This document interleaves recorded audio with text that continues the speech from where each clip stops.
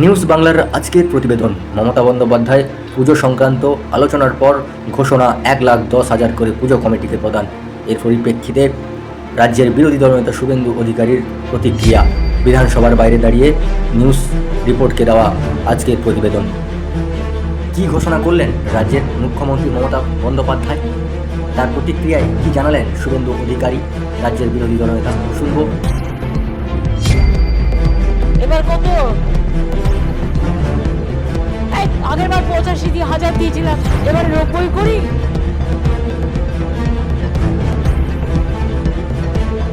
আরে দেখি কোন কারা কি চায়।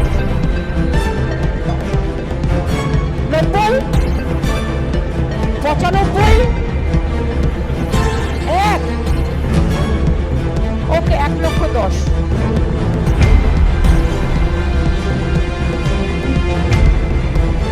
খুশি তো? পুজোটা যেন খুশিতে ভরপুর থাকে।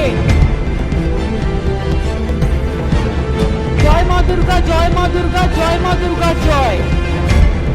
জয় বাংলা, জয় বাংলা, জয় বাংলার জয়।